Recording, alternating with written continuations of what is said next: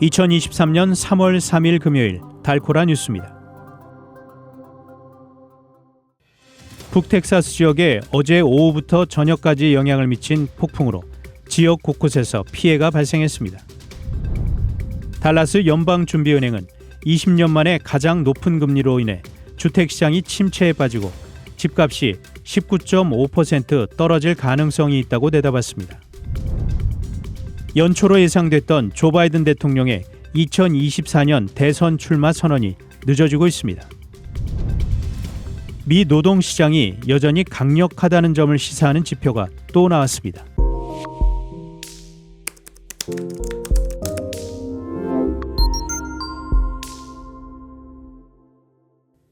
북텍사스 지역에 어제 오후부터 저녁까지 영향을 미친 폭풍으로 지역 곳곳에서 피해가 발생했습니다. 강풍주의보는 어젯밤 10시까지 북텍사스 전역에 발효됐으며 많은 카운티에선 토네이도 경보도 발령됐습니다. 특히 일부 지역에서 시속 80마일에 달하는 강풍이 불었는데 테런 카운티 리버옥스에선 시속 86마일의 강풍이 기록됐으며 달라스 포트워스 국제공항에선 시속 67마일의 강풍이 불었고 달라스 러브필드 공항에선 시속 76마일의 강풍이 기록됐습니다. 또한 폭풍으로 야구공만한 우박이 내렸으며 정전으로 피해가 발생했습니다. 강한 바람에 전력선과 고압 변압기가 손상을 입으면서 컬린, 달라스, 덴튼 및 테런 카운티에선 약 26만 명이 정전을 겪었습니다. 그 외 75번 고속도로와 파커 카운티의 I-20를 따라 강풍으로 인해 여러 대의 자동차가 전복됐으며 다수의 상가 및 주택들의 지붕 파손도 보고됐습니다.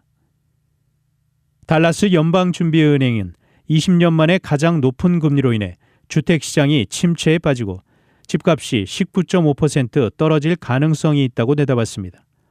로렌 블랙과 엔리케 마르티네스 가르시아 달라스 여는 이코노미스트는 팬데믹 호황의 결과로 2020년 이후 글로벌 주택시장이 점점 더 거품이 많아졌다며 최근 주택 가격 상승세가 완화되기 시작했지만 여전히 더 심각한 하락의 위험이 있다고 예상했습니다. 이들은 특히 20년 만에 가장 높아진 주택담보대출 금리가 주택가격 조정폭을 극적으로 키울 수 있다고 우려했습니다.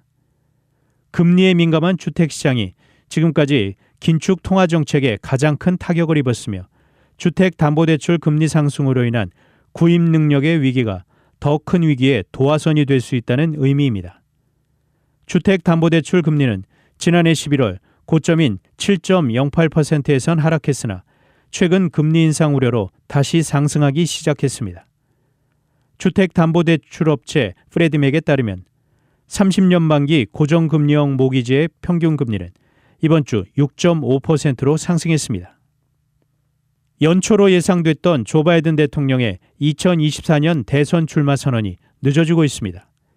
일각에서는 기밀물건 논란 및 국내 의제 정리 필요성이 거론되지만 원래 스타일이라는 분석도 있습니다. 의회 전문 매체 더힐은 어제 바이든 대통령은 2024년 대선과 관련해 무엇을 기다리고 있는가라는 분석 기사를 통해 바이든 대통령의 재선 도전 서전이 늦어지는 상황을 상세히 분석했습니다. 일단 바이든 대통령의 2024년 대선 도전 자체는 기정사실로 보입니다. 바이든 대통령은 그간 결정은 하진 않았지만 대선 출마가 자신의 의도라는 취지로 설명해왔습니다. 보도에 따르면 일당 민주당에서는 서두를 필요가 없다는 기류도 있습니다. 출마 선언 전 시간을 캠페인에 필요한 인력을 확보하고 국내 정책을 선별하는 데 쓸 수 있다는 것입니다. 또한 더힐은 바이든 대통령이 2024년 대선에 뛰어들기 전에 메디케어, 사회보장 등 자신이 제시한 국내 주요 정책적 의제를 끝내고자 할 가능성도 있다고 진단했습니다. 미 노동시장이 여전히 강력하다는 점을 시사하는 지표가 또 나왔습니다. 연방노동부는 지난주 신규 실업수당 청구 건수가 전주보다 2,000건 감소한 19만 건으로 집계됐다고 어제 밝혔습니다. 7주 연속 20만 건 미만을 기록해 역사적으로 낮은 수준을 유지했습니다. 최소 2주 이상 실업수당을 신청하는 계속 실업수당 청구 건수도 5천 건 감소한 166만 건으로 집계됐습니다. 이러한 결과는 인플레이션을 잡기 위한 연방주비제도의 공격적인 금리 인상과 주요 대기업들의 이딴 해고 발표에도 불구하고 전반적인 노동시장의 힘이 아직 강하다는 사실을 보여준 것으로 해석됩니다. 따라서 연준이 종전 예상보다 기준금리를 더 올리고 높은 수준의 금리를 오랫동안 유지할 것이라는 관측에 더 힘이 실리고 있습니다. 강력한 노동시장이 근로자 임금에 상방 압력을 가하면 인플레이션이 장기화할 수 있기 때문입니다.